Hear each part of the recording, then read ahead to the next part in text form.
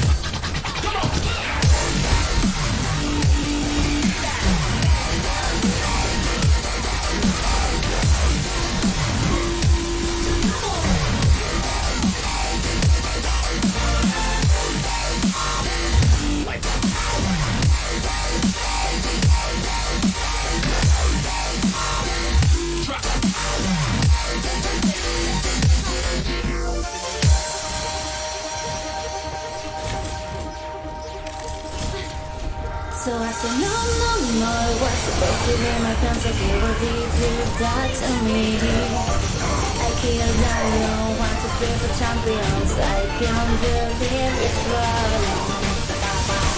No, it was supposed to be my pentakill. Why did you die to me?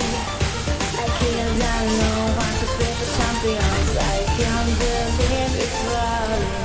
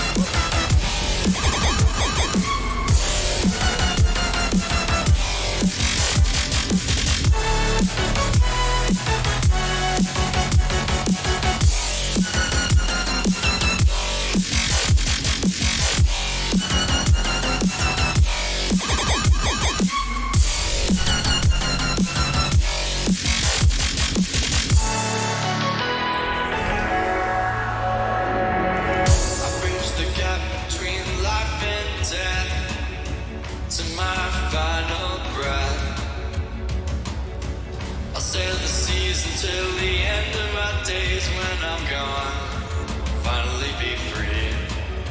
So break away from your chains now, child. Go out and be free. 'Cause there's no coming home now. I'm just here to be me.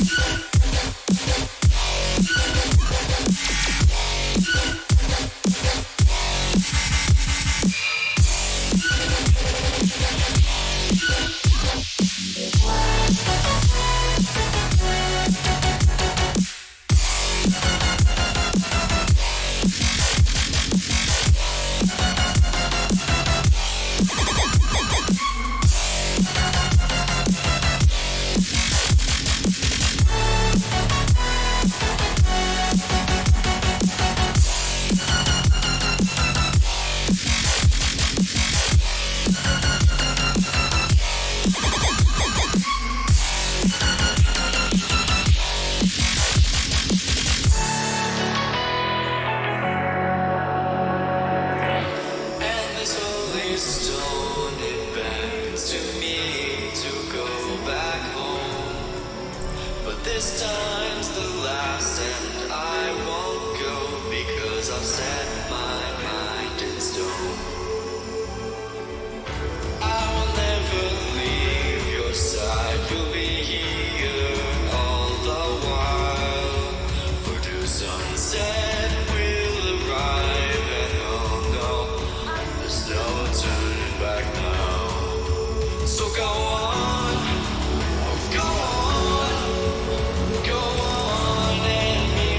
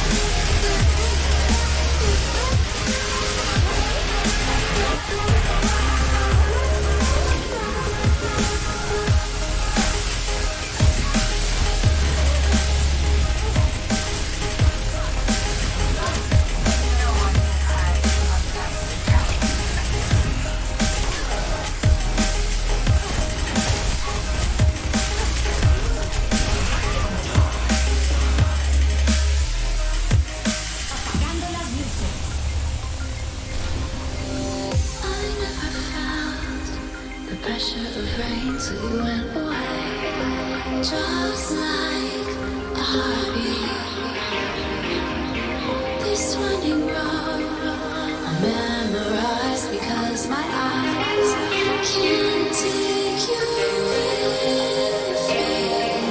You can always go, free me from your graces. All the lights they know, where my darkest places.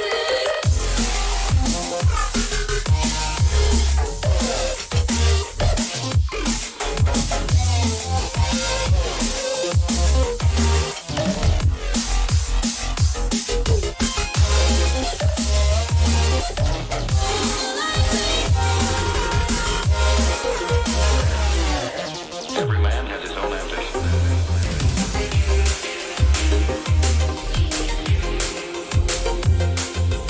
All the lights they know.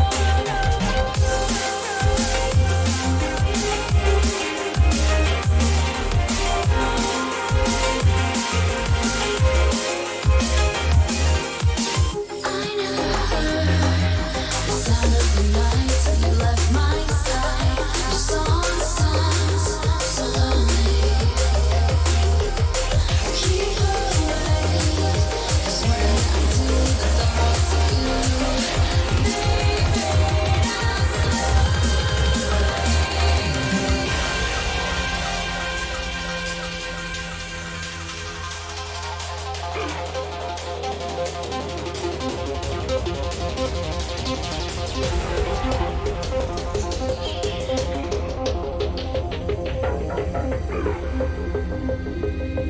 all the lights they know.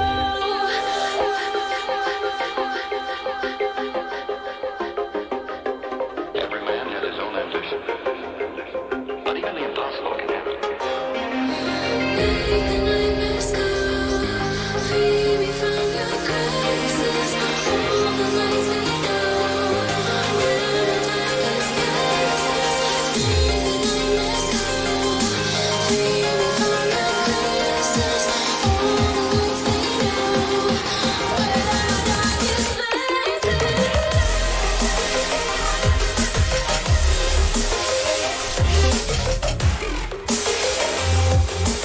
All the lights they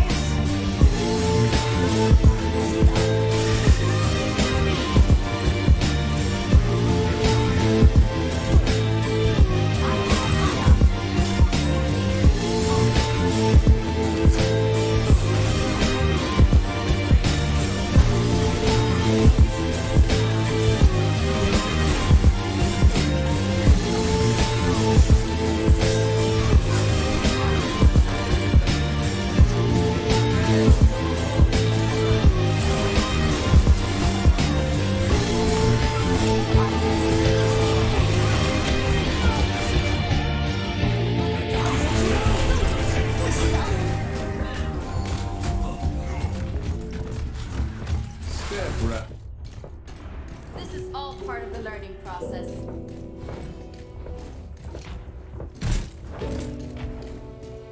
Payload secure. Move out.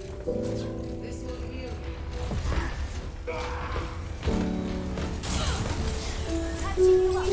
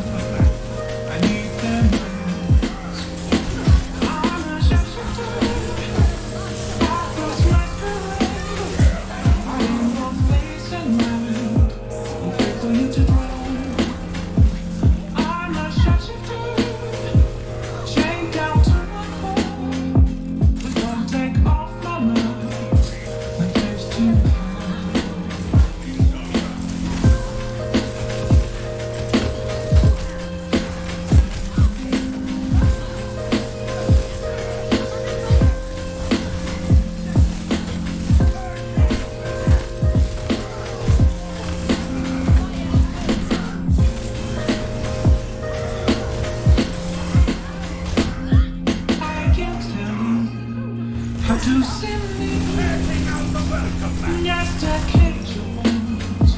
There's nothing inside.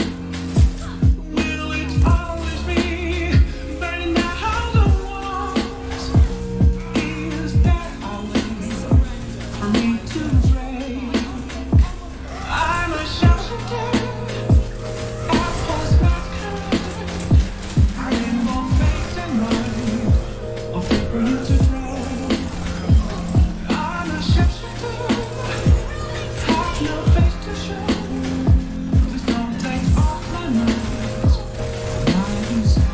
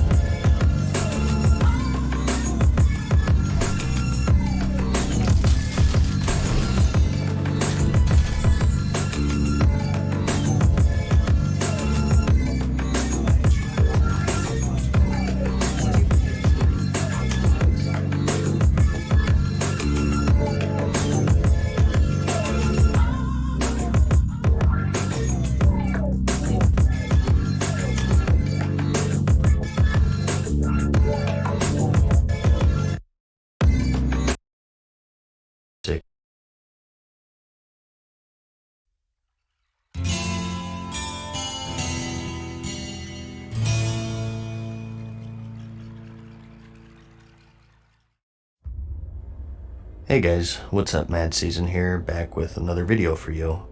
I'm sure a lot of you are still working out on what class that you're wanting to play for Classic, and of course, what race is always the next question. Wanting to go over all 8 races in the game, their racials, and how they affect each class. Today, everything's pretty balanced, and it's more based on aesthetics and personal preference, but in Classic, the racials were much more impactful in general, I'd say, and they could have big implications for your gameplay in both PvP and PvE. At the end of the day, you should pick what you want. Some people like to go for looks or role-playing, and some people like to optimize things. This video is mainly for the latter. I think it'll still be useful to the more casual audience though, and shed some light on some of the more powerful combinations, especially if you missed vanilla and you're coming from the current crowd. So I'm not necessarily telling you what to pick. The main goal here is to arm you with the information for you to make that decision yourself. The way I'll split this up is class by class and give you my top picks for both PvE and PvP. Since I want to be pretty thorough here, I'll just do alliance for this video, and I'll save Horde for the next part. Each race does have specific starting stats, which do have a minor impact. Here's a table showing all of them, courtesy of the vanilla World of Warcraft wiki. I'll have a link to that in the description. In the grand scheme of things, these aren't as impactful as the racials in my opinion. Like trolls have a higher agility than undead, but is 4 points really worth not being able to negate fear effects like an Onyxia or Magmadar to have that DPS uptime? I'll take these stats into consideration still, they just aren't that important to me because I put a high value in utility. So first, let's just take a broad look at all of the racials one by one to get a better understanding. You're gonna see humans at the top of a lot of these lists, simply because they have really good racials for pretty much every class. We have diplomacy, which is insanely good, especially for vanilla. 10% increased reputation gain. You want to be a scepter bearer? Go human. You want your eternal quintessence sooner? Go human. Classic World of Warcraft has a good amount of reputation grinds to do. The Argent Dawn, the Winter Saber trainers, the PvP factions, although they're not out at release, and more. They're all very time consuming, and 10% can save you days and even weeks of farming. It makes this a very powerful racial, even through just raw numbers. Now, like I said, the PvP gear won't be out at launch, so this might vary depending on when you're watching this video, but these factions can give you some pretty good gear. And the faster you get it, the bigger impact it'll have on your damage, healing, or tanking. The only downside I can say really is that assuming that Classic never gets updated, it'll eventually be a dead racial once you're exalted with everything. We also have the Human Spirit, which is a 5% increase in spirit. Pretty self-explanatory here. It makes them regenerate health and mana more quickly, mainly useful for priests on the Alliance side though, not really for everyone else, as I'll explain in a bit. Gnomes are generally the better casters if you like to optimize things. We also have Perception, which is increased stealth detection for 20 seconds. Obviously a PvP oriented ability here. Very useful across the board, but some classes get a little more benefit from it than others, as I'll explain later. And lastly, we have one of the best in the game for PvE, and that's their sword and mace specialization. Increase skill with swords and maces, both one-handed and two-handed, by 5. Vanilla World of Warcraft had something called weapon skill, and another stat called defense. There are also attacks called glancing blows, which are basically normal attacks that do less damage. The higher your weapon skill in comparison to a target's defense, the more damage you'll do through these glancing blows. That alone is a very noticeable difference, but it also affects your chance to hit and crit. A 0.04% increase in all of these stats per weapon skill above the defense skill of your target. There's a ton of math and equations that go behind it, and it's something that's become very confused and convoluted due to private servers calculating things incorrectly and sort of muddying the waters. To sum it up though, weapon skill is very important to have for any melee DPS class. Like I said, it can even change your best in slot list. There's a set of level 44 male gloves that non-human Fury warriors considered to be best in slot for quite a while, simply due to the fact that they have increased weapon skill. That's how important it is. Anyways, next up we have the dwarf. First, we have increased gun skill. Now, ranged weapon skill isn't as useful as melee weapon skill, simply due to the fact that there are no glancing blows for ranged weapons. You'll still get the added benefit of a higher chance to hit, but it's not anything huge. Some would even say negligible, and I'll go into further detail with that when we get to the hunter. We also have stone form, which makes you immune to bleed, poison, and disease effects for 8 seconds, also increasing your armor by 10%. This is great to have in both PvE and PvP. In PvP, it clears things such as the rogue's crippling poison, Along Uticite, an undead priest's devouring plague, which is big, and in Classic, there were a bunch of really horrible diseases that lasted for a really long time. It was so bad that if I was on my paladin in a major city back in the day, I'd get whispers all the time from diseased people asking me to cleanse them. So one of the best racials in my opinion. Note that there is a consumable in the game called the Jungle Remedy, which is sort of like a mini stone form. This cures just diseases and poisons, and it doesn't make you immune. Some people consider this as a half replacement to the racial, so you can sometimes sort of have the best of both worlds. For this video, I don't count consumables because really, there are a ton of other ones. Do invisibility potions count as a replacement to Shadow Meld? What about free action potions versus escape artist?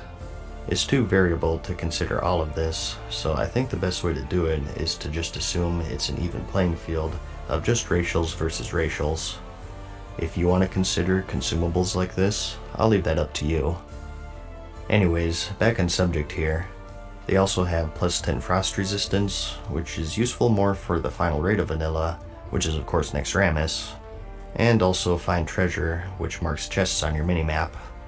Kind of handy for gold making, but one thing that sucked about it is that you could only track one resource at a time, meaning that you'd have to choose between this or find herbs or mineral veins if you had herbalism or mining. And next up, we have the gnome. First we have Escape Artist, which is escape the effects of any immobilization or movement speed reduction effect. A 0.5 second cast, and a 1 minute cooldown. This is pretty useful. I never really cared for the cast time. You can't use it on the move, and you're almost stunning yourself for half a second to clear a route or a slow. And PvP wise, a lot of the slows that you'll be worried about will be things like crippling poison or frostbolt, and that's stuff that's applied over and over anyways.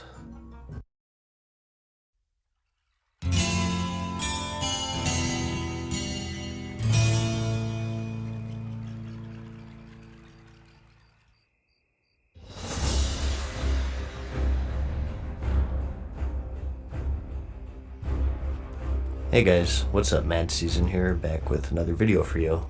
So, you've decided to join many others in the world of Azeroth as it was in 2004 to 2007, referred to as Vanilla or Classic. I'm sure you have many questions, the biggest of them probably being what class should I play? As you would imagine, classes have changed and evolved in a huge way over the years, almost unrecognizable from Classic to current. So in this video, I'd like to give a brief rundown of each one and go over their roles, responsibilities, niches, perks, and just how they played as a whole. Now, this is a pretty exhausted subject on YouTube, I think. Class guides are all over the place, but something I've noticed is that they're usually more aimed for the hardcore audience, with most of the talk being about the endgame and tier lists for DPS, healing, or tanking, aimed more at people who've maybe played on private servers for the past several years, or at least have a base knowledge of the game in its vanilla state. So since that's been covered really well by people much more knowledgeable than I, for this video I want to take a much more casual approach, assuming that the last time you played Classic was 12 years ago, or maybe you never had the chance to play it at all. I'll go over each class in the endgame and talk about their responsibilities and what roles that they generally landed in, but I won't go super detailed and get into spreadsheets or anything like that. So, if you're looking for a very high-level detailed guide with class rankings and whatnot, you probably won't find this video very enlightening. But if you just had the thought of, I'm not sure what class I want to play, let me search YouTube, this might be helpful to you. At least that's what I hope. The first thing I'll say is that each of these classes in the game have very specific roles that only they can fill. It's one of the more defining aspects of vanilla actually. Today, things have sort of melded together. Most classes are capable of really good AoE DPS, where maybe back then it was the mage's specialty, and today most classes have some form of stun, which was primarily a rogue attribute back then. Everyone is super mobile, has oh crap buttons, big DPS cooldowns. Everyone can do everything basically. This wasn't the case back then, and it has its good sides and downsides. A downside, obviously, is that the balance is questionable. There were certain specializations that you rarely saw because it was still the early stages, and a lot of this was still experimentation. But a good side was that the roles that you could fill were the roles that you could fill, no one else. It gave you more value and a sense of identity. People saw different classes join, and they reacted differently. It was something like, oh cool, a warlock. Now we can summon, and we also have that handy soul stone if we wipe. Or, oh nice, a shaman. Now we get to have that party-wide wind fury buff. I can guarantee you that this will be one of the first things that you notice if you pick up Classic, and it's part of what made it so special back then. Before we get into the classes though, I should also go over how talents worked, since I'll be mentioning specializations quite a bit. Talents back then were much different. You didn't outright pick a specialization which gave you certain spells. You had access to 90% of your class's abilities regardless of the spec, and putting points into certain trees would just increase the power of those abilities. For example, as a mage who has more points in the Frost tree, you still have Fireball, Fire Blast, Scorch, and Flame Strike and whatnot, but they just won't be as powerful as they would be if you had more points in the Fire tree. So, later on, if I say Fire Mage or whatever, try to disassociate that with today's system where for the most part, Fire Mages just have fire spells, or only Assassination Rogues have poisons. Your toolkit is tied to your class, not your specialization. I just wanted to mention that, since it's one of the more confusing things for those who never played before the Cataclysm expansion. So, in no particular order, let's start with the Warlock.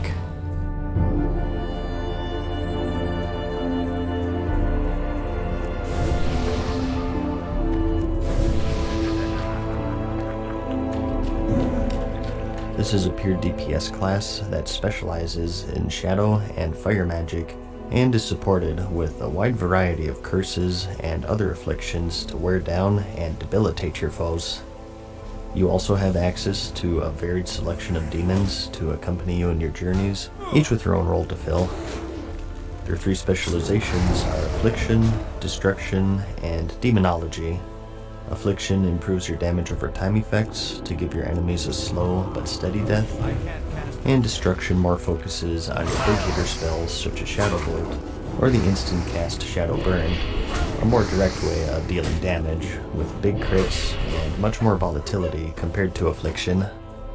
And as for Demonology, as you'd guess, this improves your ability to summon demons, increasing their health, damage, and much more. As for your roles, Warlocks are the ultimate wingman class. They're just great to have in the party. They're the only ones who can summon allies, which is especially important back then, since meeting stones didn't summon, and with no flying, traveling was much more cumbersome in general. Their soul stone was quite unique and much more valuable back then as well. Only this and druids had the ability to resurrect during combat, although back then you had to apply the soul stone before the target died. So sort of a preemptive battle res. Most of the time though, you just threw it on a healer, and they only used it after a wipe so they could res up and save everyone a run back. They're also the only class that can reliably crowd control elementals with their banish spell, which was castable in combat and has no cooldown. You pretty much needed Warlocks for the Gar fight back then in the Molten Core. He had a bunch of mini elementals running around, and unless you had a bunch of tanks, it would be wise to have a few Warlocks on banish duty. They arguably have the most useful debuffs in the game, with curses that reduce the resistances of enemies, so all of your spellcasters can pump out more damage. Their Fierce spell is one of the better crowd controls, particularly for PvP. It's castable in combat and at range with no cooldown, and it didn't immediately break on damage, which made it very tough to deal with. And another defining spell is their Life Tap, which trades life for mana. Mana management wasn't just a thing for healers back in the day. DPS also had to use their resources wisely, or risk being unable to cast anything. Today, most DPS classes have it just to have it. It's inconsequential 99% of the time. The one exception, I think, is the Arcane Mage.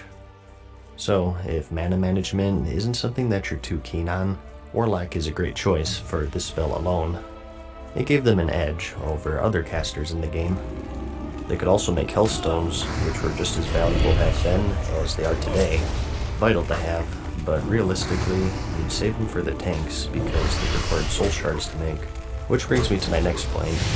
A quirk with Warlocks back then was that their soul shard system wasn't tied to your character like how it is now.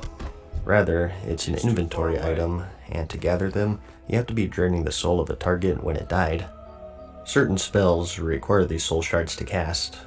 The Ritual of Summoning, Hellstones, Soulstones, every demon summon, excluding the Imp, and even combat spells such as Soulfire and Shadowburn. These took up an inventory slot, and back then, as infamous as it was, they didn't stack, so you're constantly playing this game of keeping an ample amount of these shards to make sure that you can cast all of your spells and make your stones and whatnot, and at the same time trying to save space for quest items and loot. So, some will find that aspect frustrating, but they're just so useful to have that it's completely worth it, I find. If your goal is to make friends in this game, I always say to make a tank, a healer, or a warlock. Any of those, and your friends list should fill up pretty quickly, because people will always want you around. So for endgame, you're a great support class, and you have great prospects in both PvE and PvP.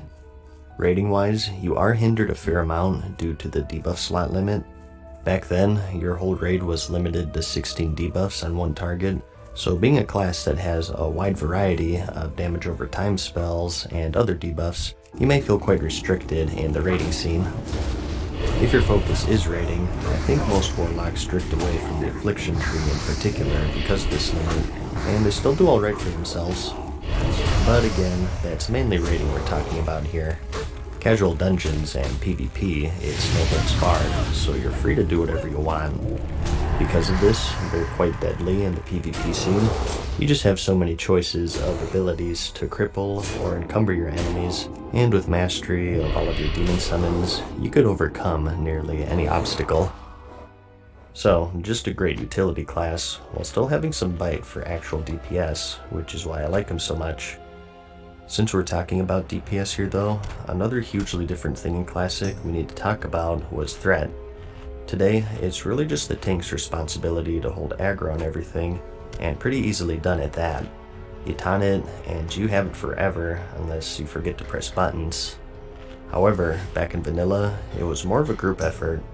Remember that old Onyxia wipe animation? We're going to DPS very, very slowly.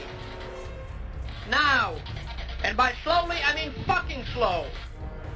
If you get aggro, it means you're going to lose 50 DKP because you didn't know what the fuck to do. He wasn't joking. Threat was much harder for tanks to get, and if the DPS went balls to the wall, they could very well rip aggro from the tank and wipe the entire raid.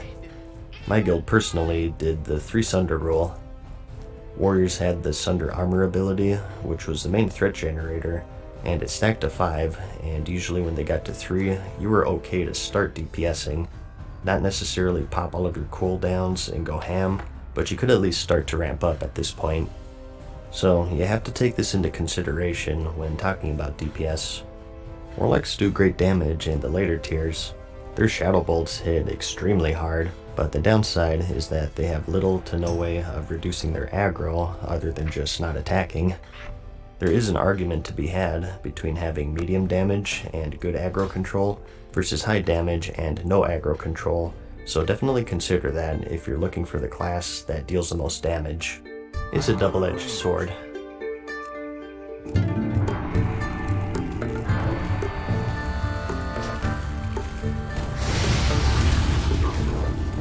Next, we have the Mage.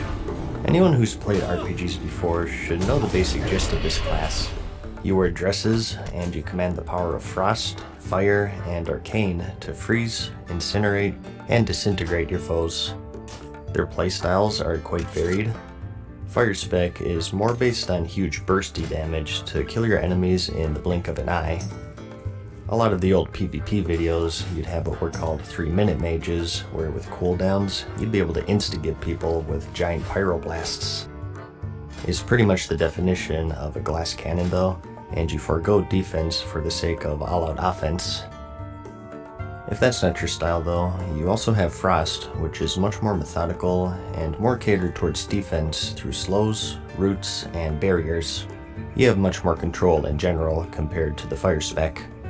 And as for your Arcane school, this is where a lot of your utility spells lay. Just to throw out some examples, you have some supportive spells such as your Arcane Intellect, the ability to dampen and amplify magic. Dampen decreases magic damage and healing received, and Amplify does the opposite. You also have a shield, which absorbs damage in exchange for mana, the blink spell to create some distance, and some damaging spells such as the channeled arcane missiles for steady damage, or the AoE arcane explosion. They still had a lot of handy abilities that we have in the current game, the main ones being the ability to conjure food and water, and also portals to major cities. It's just that back then, with gold being so hard to come by, and traveling being so time consuming, they had much more value compared to today. Just keep in mind, if you play a mage and you're hanging out in your major city, you will be asked for food and portals. It's just a fact of life. Some of the more industrious mages even made quite a bit of gold selling portals to major cities back then. You needed a reagent to open one up, so there was some justification in charging a price for them. Their sheep spell was the most diverse and reliable crowd control in the game. No cooldown, castable at range, and it worked on humans and beasts, which most of the dungeons were comprised of, and combine that with the challenging nature of dungeons back then, and thus the need of CC, mages were always great to have in the group. And its usefulness in PvP is also pretty self-explanatory. In the raiding scene, you'd always want at least a few mages there for food and water, and for their damage too. As I remember, they did pretty good. An interesting quirk that I should mention though is that back then, and this is for any class, not just mages, but enemies did have resistances, so you might be stronger or weaker depending on what you're killing and how you're spec'd. For example, the Molten Core. Being the home of the elemental lord of fire, Ragnaros, it had many enemies who were resistant to fire magic, so a fire mage would find themselves quite weak here, as you would imagine. And elsewhere as a frost mage, there are some other fights that are unfriendly to them. It makes sense if you think about it, especially if you played the old Final Fantasies where you had to find an elemental enemy's weakness. It's just one of the old RPG elements that I thought was worth mentioning. Since mages have access to 3 schools of magic though, they can adapt a bit better than other classes. Whereas Warlock is mainly shadow and some fire, you can use fire, frost, or arcane, which gives them an edge in certain fights.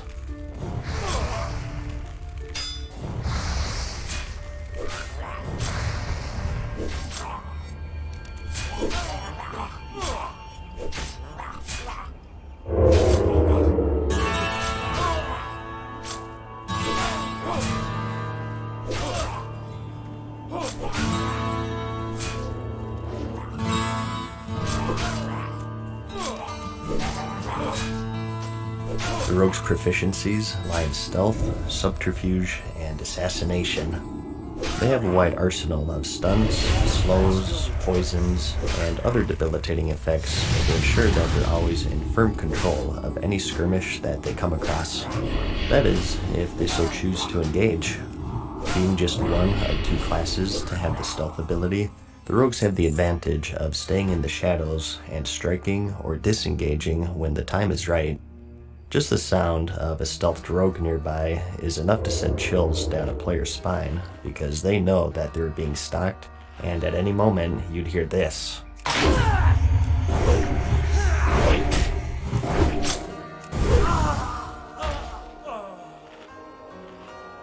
If your goal is to make other players angry and snap their keyboards in half, this is the class for you. They're offensive juggernauts, holding a wide variety of robust cooldowns to kill their enemies in the blink of an eye, and at the same time, many abilities and traits that made them extremely evasive and nimble. Because of this, they're extremely deadly in PvP in the right hands, and are considered among the best as DPS in the PvE scene as well. They use the energy and combo point system. You build up energy over time, and you have combo point builders and spenders as your resources. You have 3 specializations to choose from, and that's Assassination, Combat, and Subtlety. The Combat Rogue is a toe-to-toe swashbuckler designed to simply overpower your target, typically focusing on one-handed swords or maces, but there were some dagger builds as well. Usually though, if daggers were your weapon of choice, most of your points would land in the Assassination or Subtlety trees. Assassination increases your burst damage and improves your poisons, and Subtlety refines your stealth and your ability to sneak through the shadows, as well as giving you more cooldowns to set up more efficient kills. As for some of your specialties, you have the ability to pick locks, which can make certain dungeons easier, or let you open up lock boxes. This is another skill that players would make gold from, offering to open lock boxes for a small sum. Another quirk with them was that to use your backstab or ambush abilities back then, you actually had to be behind your target. It does make sense, it is called backstab after all.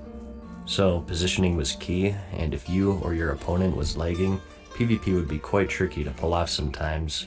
And as for leveling, as you would imagine, most rogues would invest points into the combat spec.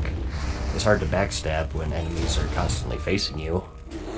They're also the only class that can disable traps, making them quite good for PvP, but even in certain areas in PvE as well. They have a wide variety of poisons at their disposal, as I said. In Classic, they actually had a whole profession to craft them. Direct damage, damage over time, slow, healing reduction, casting speed increase. Pick your poison. They're applicable on the fly, so you can adapt to any situation that's presented to you. And going into more detail with their evasiveness and defensive capabilities, you have Sprint, which increases your movement speed, Evasion, which increases your ability to dodge, and Vanish, which immediately puts you in stealth to hide yourself from your enemies. With these cooldowns, you can escape just about any situation, which is another reason why they're so deadly in PvP. Being able to choose your fights gives you such a huge advantage. Compared to other classes, they don't have as much utility in the realm of group buffs or long-lasting crowd control. Their weaknesses are they're cooldown dependent, and as far as everyday dungeon crowd controlling is concerned, they just have sap, which is only usable on humanoids, and without a certain talent, it breaks you out of stealth upon cast, which also makes it quite dangerous. I remember back then, sometimes to get in groups, people wanted me to have points in improved sap, but since it was quite deep into the subtlety tree, I never had it since it would hurt me in raiding. And respeccing back then was very costly. Their main saving grace is that their kick ability was the most reliable interrupt in the game, having a short cooldown and castable anytime as long as you had the energy. But where they maybe aren't as useful compared to a warlock or mage in group utility, they make up for in pure raw damage. They're famous for being one of the powerhouses of vanilla, and one of the reasons for that is because they excel at aggro control. They have the Feint and Vanish abilities in their toolkit, which complements their potential for high DPS really well because you have more freedom with how much you can actually attack without pulling aggro and wiping the entire raid. That's the main reason why I liked Rogue so much back then, and why I rated this one for most of vanilla. So, PvE or PvP, you just can't go wrong with them. Greetings. Truly a class to be feared when played properly. Alright, off I go then. Forward. Go with honor, friend. The hunter is an expert scout and marksman who favors a bow, gun, or crossbow as their weapon of choice and are accompanied by their trusty companion pet. They're a fourth and final pure DPS class in the game, and they hold a wide variety of devastating ranged attacks to decimate their foes from a distance, and a small arsenal of traps to keep them out of harm's way. If that fails them, however, they have a respectable amount of melee strikes, and a ferocity that's matched only by their beast companions. Bears, leopards, spiders, wolves, the wild holds endless potential allies for the hunter to tame. Some are as common as a household cat, and others are rare trophies that only the most patient can say that they've successfully domesticated. Your three specializations are marksmanship, beast mastery, and survival. Marksmanship, as you'd guess, improves your ability to attack from range, providing increases to your various stings, and even the aimed shot ability, which is a skill that takes a few seconds to line up a devastating hit. Beast Mastery improves your animal companions and your bond with them, providing benefits for both the hunter and the pet. A signature spell being Bestial Wrath, which turns your pet into an unstoppable killing machine. And as for the survival tree, this houses many improvements to your traps, melee attacks, and just improves your control in general and your ability to kite. A highlight being your Wyvern Sting, which is a ranged attack that puts your target to sleep. Some of the unique things going on with them that you may have heard is the fact that they need ammo to fire their weapons. This was taken away in the Cataclysm expansion, but for bows and crossbows you needed arrows, and for guns you needed bullets to be able to attack. To help keep your bags clean, you also had access to special ammo pouches or quivers, which typically had higher capacity and also a boost to your ranged attack speed. You also had the ability to equip melee weapons in addition to your ranged.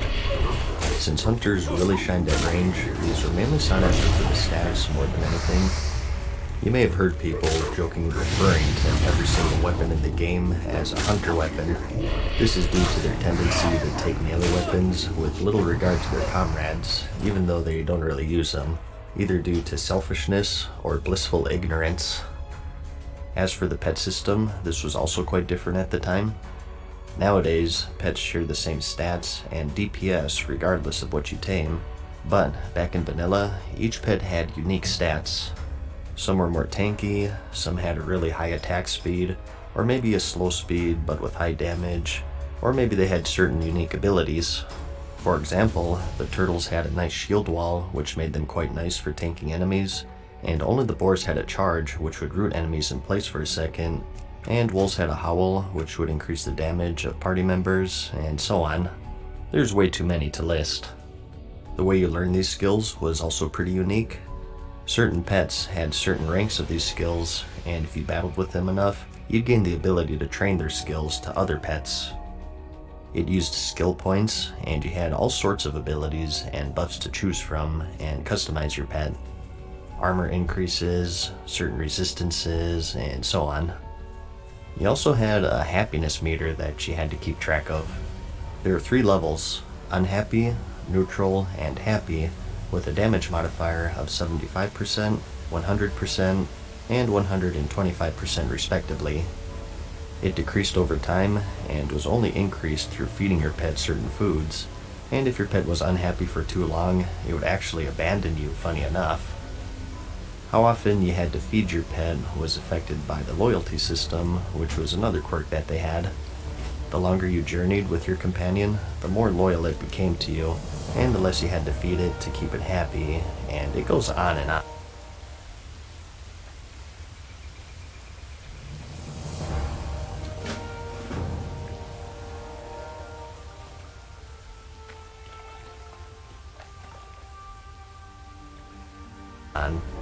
It really had some Pokemon aspects to it.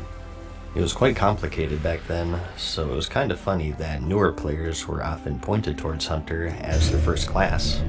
That's because they were easy to play at a very basic level, but looking past that, they're actually one of the hardest classes to master, I think.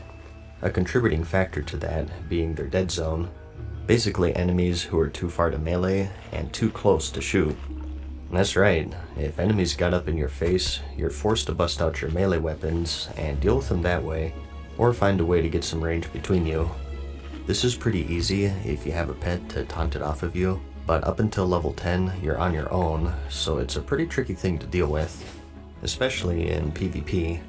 It's a constant battle of keeping other players out of melee range, and you can really notice as clear as day the difference between a good hunter and a bad hunter in a PvP setting.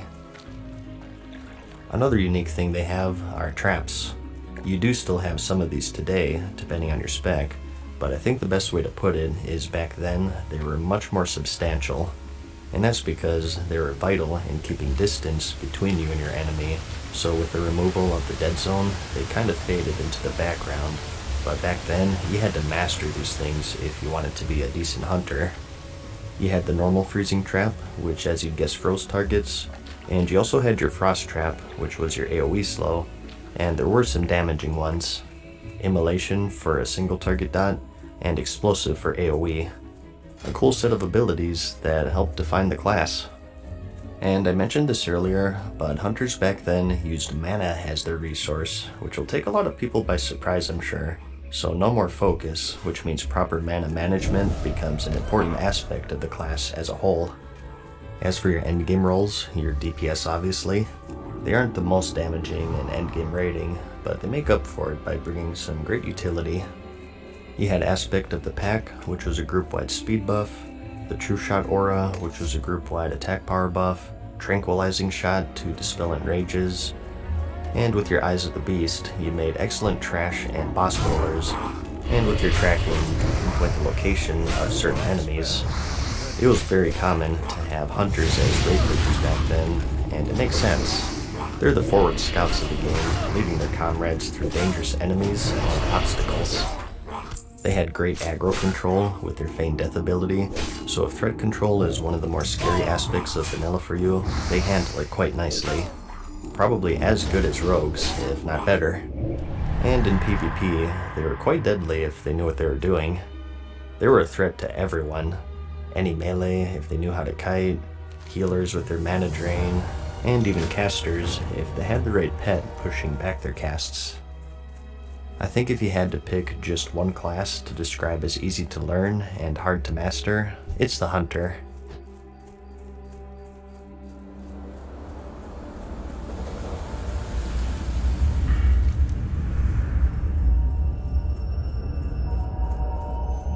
War. War never changes. Since the dawn of humankind, when our ancestors first discovered the killing power of rock and bone, blood has been spilled in the name of everything from God to justice to simple psychotic rage.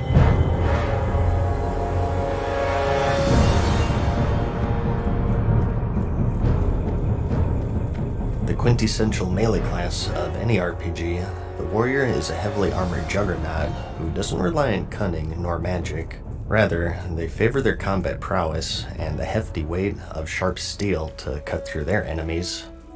Whereas the cowardly hunters, mages, and warlocks take to running from their enemies, the warrior is the one who chases. No tricks, no ambiguity, just pure raw strength and a thirst for blood. Whether it's your enemies or your own is inconsequential, and that's because a unique thing they have going on is their rage system. Through attacking or being attacked, you generate the rage resource, which you build up over the course of a skirmish and spend on devastating melee attacks. Their three specializations are Arms, Protection, and Fury. Arms focuses mainly on improving your skill with two-handed blades, and some traits that focus on bleeding your enemies to death. It's generally the go-to for PvPers, with their biggest spell in this tree being the Mortal Strike, which reduces the effectiveness of healing, making them one of the few classes to counter healing in the game. Protection is their tank spec. They forego the two-hander for sword and board, and focus on getting threat on enemies and soaking up damage. And Fury is pretty self-explanatory. This spec has a focus on dual wielding, and you buff yourself through the power of rage, getting some buffs from being hit, and sacrificing some survivability for damage. And although I did say dual wielding there are some builds that use two-handers in the Fury tree. One of their weird quirks back in Classic is their different stances. You have 3 of them, and that's Defensive, Battle, and Berserking. Each one has their own perks. Defensive increases your threat and reduces your damage taken, but it also reduces your damage dealt. As for Berserking, this gives you some crit, but increases your damage taken, and Battle Stance is middle of the ground. No benefits nor detriments. You also had certain abilities that you could use in certain stances. Some examples would be Disarm, which is only usable in defensive, Overpower, which is battle stance only, or an Interrupt Shield Bash, which is usable in both battle and defensive stances.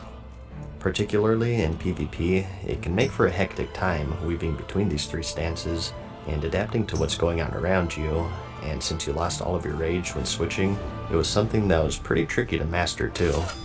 You may have heard the term stance dancing before, and it's something that you'll have to learn for both PvE and PvP. So, not only are they relentless, but they also do very well at adapting to their surroundings and can buff their offense or defense on the fly. Damage-wise, they can really pump it out, and some see them as the best. Again, with quotes around best there, because like some other classes, a downside is that they don't really have any way to get rid of aggro. So you have to be very careful at the same time. And as for tanking, a lot of you probably know that warriors are the tanks for vanilla.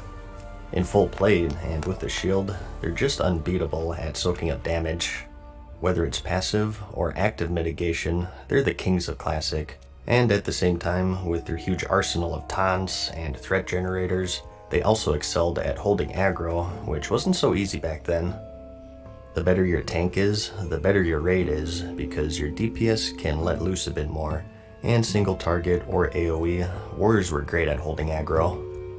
And if you want to play one for damage, PvE or PvP, you can't go wrong.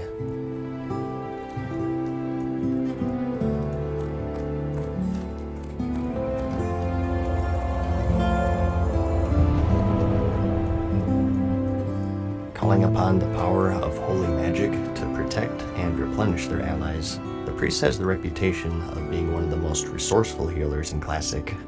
They're as good as healing as warriors are at tanking, and if that's not your cup of tea, drawing upon the power of shadow, they're more than capable of dealing out damage and melting faces. Your 3 specializations are Holy and Discipline, which are based around healing, and Shadow, which is for damage. Let's cover healing first. Due to their flexibility and raw healing power, every raid will have a hefty supply of priests there to keep everyone alive. Big slow cast heals that you can buffer, fast flash heals that you can react with quickly, an area of effect heal, a heal over time to keep things steady, the ability to dispel harmful effects from allies and beneficial effects from enemies, and a boon to stamina, and even a shield to prevent damage. You name it, the priest has it, and it's this extreme versatility is why they're considered the quote best healer by many. As for the differences between the 2 specs, Holy is more of a direct healing tree, while Discipline is more of an increase in supportive stuff like buffs. In Discipline, you have Power Infusion, which increases spell damage and healing on your target, and Divine Spirit, which increases a player's spirit. And in the Holy Tree, you have some passive boosts to healing in general, and even the Spirit of Redemption, which allows you to heal allies from beyond the grave. So it's another preference sort of thing. Do you want raw healing, or a bit of added support? And I am saying Holy or Discipline here, but again, with the Classic talent system, it's not that simple. Usually people say that since you have more points in one tree than the other, so when I say Holy spec, it might be something like 30 points in the Holy tree, and like 21 or something in Discipline, so it's not an all or nothing deal. And that goes for any class really. As for their DPS spec, Shadow, you throw away the Divine in favor of Dark Shadow magic to melt faces. The way you deal the damage is pretty varied, kind of a hybrid between Warlocks and Mages in a way. You get a damage over time, a hard hitter, and a channeled spell, so it's a nice mix for a lot of people, and with shields and the ability to heal if you step out of shadow form, pretty good survivability too. Because of all of this, they're juggernauts in PvP. I actually fear them more than rogues, if I'm gonna be honest. They do have a spot in raiding, but their biggest weakness is their mana. They run out quite quickly, so I personally saw them very rarely in my guild. I do know that they give a nice debuff that increases shadow damage taken, so you probably want at least one Shadow Priest in the raid for that, if nothing else. So you do have an important role to fill in the PvE scene. A quirk with them is that shadow form that I mentioned. Today is just something that you want to have on because it gives you some spell damage. But in Classic, in addition to the damage, this form would lock you out of most of your healing spells actually. You can only use any shadow-based spell and your shield, and if you want to heal, you have to exit the form and then patch yourself up, and then re-enter it. What can I do? It's extremely tough on your mana, and should only be used as a last resort. So, replenishing allies with holy spells, or torturing foes with dark shadow magic. The ultimate yin-yang class that packs a punch on both sides of the coin. Have a good one.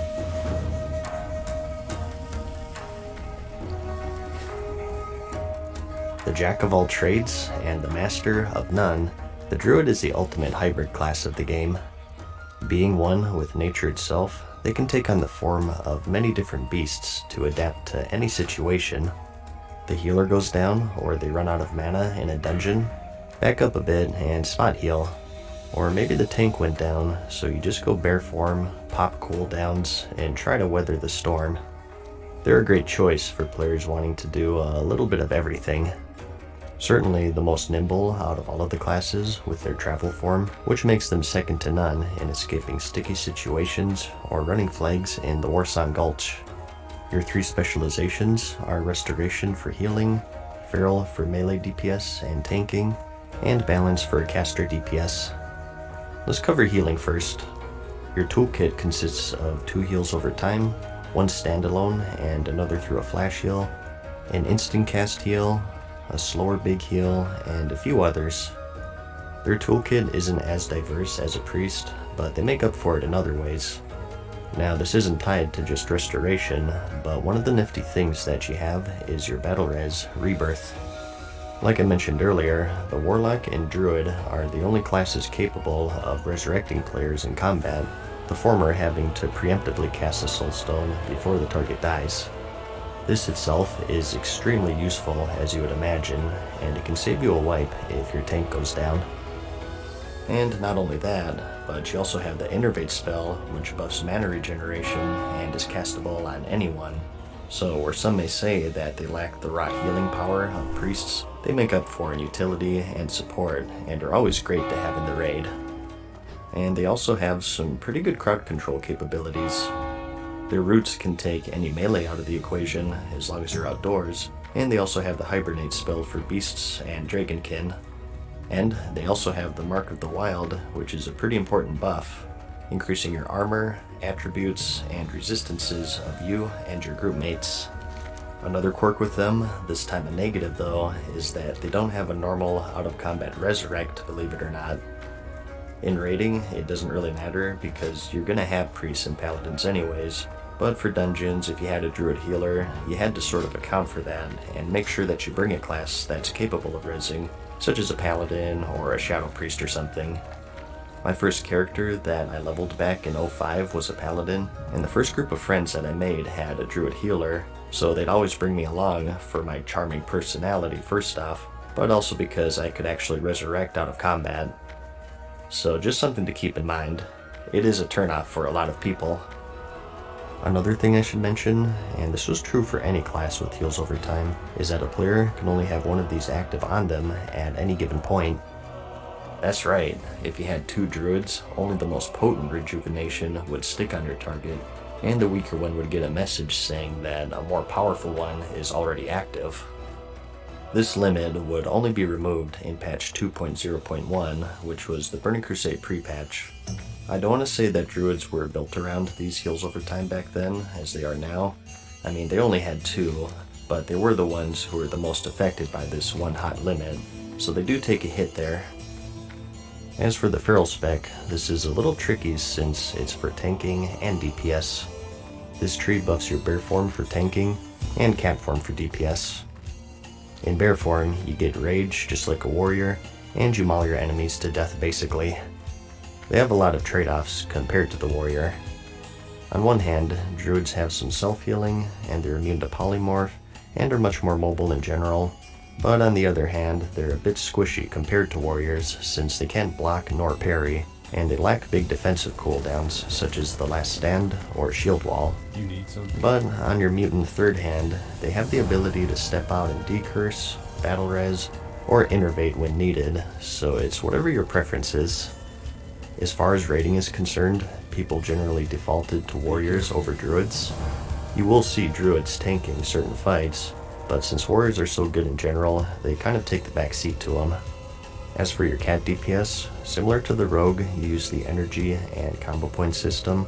Very similar abilities to the rogue, with bleeds and backstabs and whatnot. And rating wise, they kind of have a similar thing going on here though.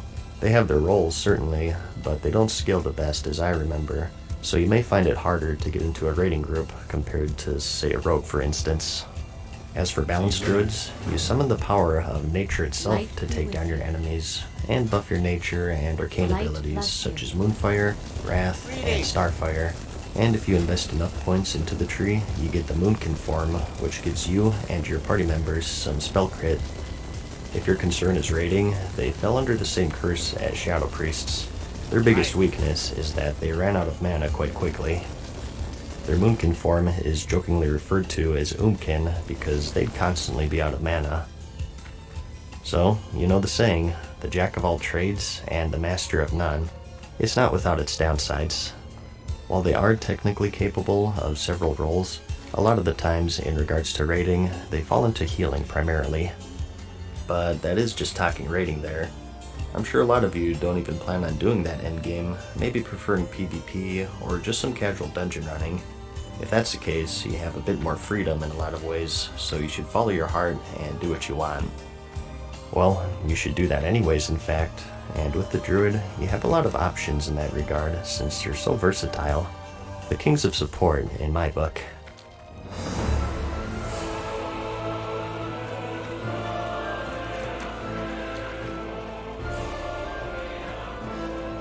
Paladins do battle to protect the world from the forces of shadow.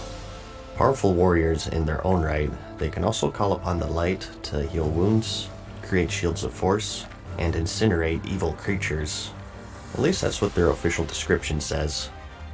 You wear heavy plate, and judging from your spellbook, you have a strange infatuation with fists and hammers. You're the judge, jury, and executioner, with emphasis on the latter.